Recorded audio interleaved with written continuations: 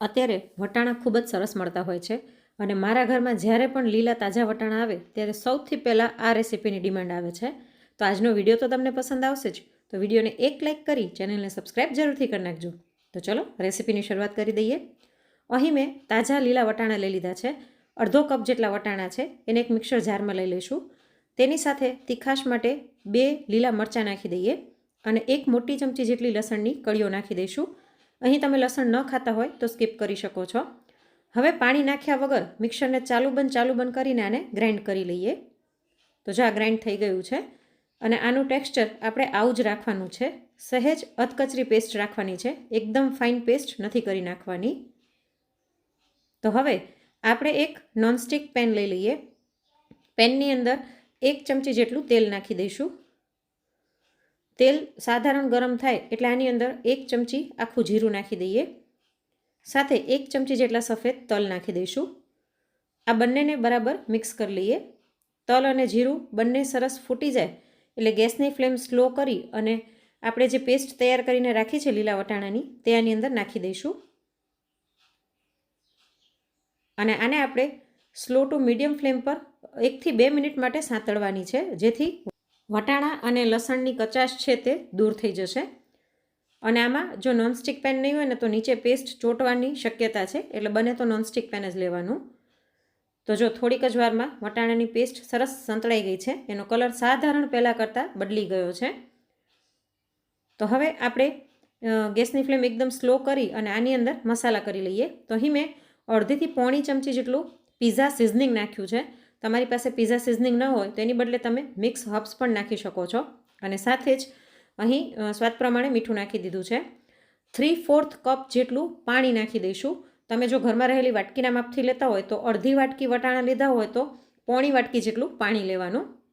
હવે આને બરાબર મિક્સ કરી લઈએ. આમાં બીજા એક્સ્ટ્રા કોઈ જ મસાલા કરવાની જરૂર નથી, છતાંનો ટેસ્ટ ખૂબ જ સરસ આવે છે. અને આને સાધારણ ઉકળવા દઈએ. તો જો આપણું પાણી ઉકળવા લાગ્યું છે તો હવે ગેસની ફ્લેમ એકદમ સ્લો કરી અને આની અંદર આપણે એકદમ જે ઝીણી સોજી આવે છે તે અડધો કપ જેટલી નાખવાની છે. જો તમારી પાસે ઝીણી સોજી ન હોય તો તમે મિક્સરમાં ગ્રાઇન્ડ કરીને લઈ શકો છો. એટલે અડધો કપ વટાણા, અડધો કપ સોજી અને પોણો કપ જેટલું પાણી, આ એકદમ પરફેક્ટ માપ થશે. આમાં પાણી વધારે નહીં નાખવાનું. જો પાણી વધારે પડી ગયું ને તો તમારું જે આ મિશ્રણ છે તે ઢીલું થઈ જશે, જેને કારણે રિઝલ્ટ જેવું જોઈએ તેવું નહીં મળે. તો સ્લો ફ્લેમ પર જ આપણે આ બધાને મિક્સ કરીને ચડાવી લઈશું. એટલે જો ફૂલ ફ્લેમ હશે ને તો પાણી તરત જ સોજી છે તે સોક કરી લેશે, એટલે મિશ્રણ કઠણ તો થઈ જશે પણ સોજી કાચી રહી જશે. એટલે એકદમ સ્લો ફ્લેમ પર આને હલાવતા રહીને આપણે કૂક કરીશું, જેથી સોજી પણ એકદમ સરસ ચડી જાય. આને કન્ટિન્યુઅસ હલાવતા આપણે રહેવાનું છે અને થોડીક જ વારમાં આનું ટેક્સચર લોટ જેવું આવી જશે. તો જો તમે જોઈ શકો છો કે હવે એમાં જરાય મોઇશ્ચર નથી, એકદમ સરસ કઠણ લોટ જેવું થઈ ગયું છે. તો આ રીતનું ટેક્સચર આવે, જરાય પણ મોઇશ્ચર ના રહે, ત્યારબાદ ગેસની ફ્લેમ બંધ કરી અને આને આપણે નીચે લઈ લઈશું. અને આપણી સોજી એકદમ ઝીણી હતી અને સરસ ચડી ગઈ છે. તો આને આપણે એક મોટા વાસણની અંદર નાખી દઈએ અને આને હાથેથી અડી શકાય એટલું સાધારણ ઠંડુ થવા દઈશું. તો લગભગ 2 થી 4 મિનિટમાં જ આ મિશ્રણ સરસ ઠંડુ થઈ ગયું છે. હાથેથી અડી શકાય એટલું નવશેકું છે. તો હવે આની અંદર આપણે એક બાફેલું બટેટું ખમણી લઈએ. બટેટું પહેલાંથી બાફી અને ફ્રીજમાં રાખવાનું, જેથી બટેટાની અંદર મોઇશ્ચરનું પ્રમાણ ન રહે. જો બટેટામાં મોઇશ્ચર વધારે હશે, તાજું બાફેલું બટેટું હશે, તો આપણું મિશ્રણ છે તે સાધારણ ઢીલું થઈ જશે, તો મજા નહીં આવે. એટલે બટેટું પહેલાંથી બાફીને રાખી દેવાનું. બટેટું ખમણ્યા પછી 1 ચમચી આપણે કોર્નફ્લોર નાખી દઈશું, જેથી બટેટામાં સાધારણ જો મોઇશ્ચર હોય ને તો તે પણ કોર્નફ્લોર છે તે એબ્ઝોર્બ કરી લેશે. અને હવે આને એકદમ દબાવીને મસળી લઈશું. આ બધું ભેગું થઈને સરસ લોટ જેવું બંધાઈ જશે. બટેટાના કારણે સરસ એમાં બાઇન્ડિંગ આવી જાય છે. તો જો આ સરસ લોટ જેવું બંધાઈ ગયું છે. હવે હાથને સાધારણ તેલવાળો કરી અને આને આપણે બરાબર મસળી અને સ્મૂથ કરી લઈશું.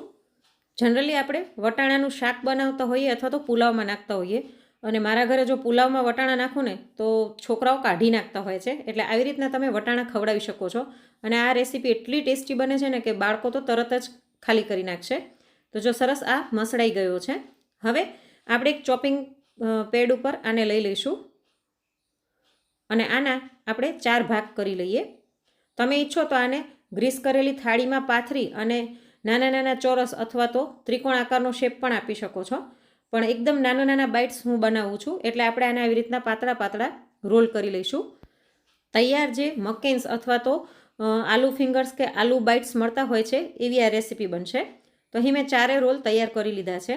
હવે આની ઉપર સાધારણ કોર્નફ્લોર છાંટી દઈશું, જેથી આપણે આને ફ્રાય કરીએ ત્યારે આમ તો છૂટું નથી જ પડતું, પણ છતાં એક સેફ સાઈડ માટે સાધારણ કોર્નફ્લોર છાંટીને આપણે આને આવી રીતના રગદોળી લઈશું.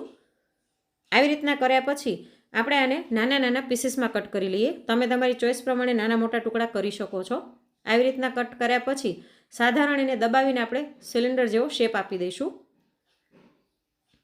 તો આ રેસીપી એવી છે કે જેને તમે મહિનાઓ સુધી સ્ટોર કરીને રાખી શકો છો, જરાય ખરાબ નહીં થાય. શિયાળામાં જ્યારે વટાણા સસ્તા હોય ત્યારે આવી રીતના બનાવીને તમે સ્ટોર કરીને રાખી દો, તો જ્યારે પણ બાળકોને ઈચ્છા થાય ત્યારે તરત જ તમે નાસ્તો બનાવીને દઈ શકો છો. ઘણા લોકો કહેતા હોય છે કે 5 મિનિટમાં નાસ્તો તૈયાર, પણ કોઈ નાસ્તો 5 મિનિટમાં તૈયાર નથી થતો. જ્યારે આ રેસીપી એવી છે કે 5 મિનિટમાં તૈયાર થઈ જશે. આવી રીતના બનાવી થોડોક કોર્નફ્લોર આની ઉપર છાંટી બરાબર રગદોળી અને તમે એરટાઇટ ડબ્બામાં અથવા તો ઝીપલોક બેગમાં ભરીને ફ્રીઝરમાં રાખી દેશો તો મહિનાઓ સુધી ખરાબ નહીં થાય. અને અચાનક ક્યારેક કોઈ મહેમાન આવી જાય, કિટી પાર્ટી હોય અથવા તો બાળકોને સાંજે ભૂખ લાગે ત્યારે તરત જ ફ્રીઝરમાંથી કાઢી અને 5 જ મિનિટની અંદર તળીને તૈયાર કરીને દઈ શકો છો. એક વખત મહેનત થશે પણ લાંબો ટાઈમ સુધી આ કામ આવશે. તો અત્યારે આપણે આને તળી લઈએ. પહેલાં તેલમાં આપણે એક નાખીને જોઈશું કે છૂટું નથી પડતું. અને આ બહારથી એકદમ સરસ ક્રિસ્પી અને અંદરથી ખાવામાં સોફ્ટ બને છે. પણ જો તમારે જે મિશ્રણ બનાવ્યું એમાં મોઇસ્ચરનું પ્રમાણ વધારે હશે ને તો એટલા સરસ ક્રિસ્પી નહીં બને. એટલે જ પાણીનું પ્રમાણ માપથી લેવું જરૂરી છે. હવે ડાયરેક્ટ નાખીને તો તેલના છાંટા ઉડતા હોય છે, તો આપણે પહેલાં ઝારામાં નાખીને પછી આને તેલમાં નાખીશું. અને નાખ્યા પછી તરત જ ઝારાથી નહીં ફેરવવાનું. થોડીવાર એમ થાય કે કલર સાધારણ બદલાણો છે, પછી આને ફેરવતા જઈને બદામી કલર થાય ત્યાં સુધી તળી લઈશું. તો જો આ બધા જ સરસ તળાઈ ગયા છે. તો આવી રીતના તમે ઇન્સ્ટન્ટ 5 મિનિટની અંદર બાળકોને નાસ્તો બનાવીને આપી શકો છો અને સવારે લંચ બોક્સમાં પણ આપી શકો છો. આને આપણે એક ડબ્બામાં લઈ લઈએ. જો અવાજ પરથી જ ખબર પડે છે એકદમ સરસ ક્રિસ્પી છે. આની ઉપર હું થોડોક મસાલો છાંટું છું. ચોળાફળીનો મસાલો મારા ઘરમાં વધ્યો હતો એ હું છાંટું છું. એ ના હોય તો તમે પેરી પેરી મસાલો અથવા તો સામાન્ય ચાટ મસાલો અને મરચું પણ છાંટી શકો છો, તેનાથી પણ ટેસ્ટ સરસ આવશે. આને બરાબર મિક્સ કરી લઈએ અને હવે હું તમને બતાવું કે આ કેટલું સરસ ક્રિસ્પી બન્યું છે. જો અવાજ પરથી જ ખબર પડે છે કે બહારનું પણ એકદમ સરસ ક્રિસ્પી છે અને અંદરથી ખાવામાં એટલું જ સરસ ટેસ્ટી લાગે છે. તો આ સિઝનમાં તમે પણ વટાણાની આ રેસીપી બનાવી અને સ્ટોર જરૂરથી કરી લેજો. અને આજની રેસીપી ગમી હોય તો લાઈક કરીને વધુમાં વધુ શેર પણ કરજો. ફરી મળીશું નવી રેસીપી સાથે. Thanks for watching.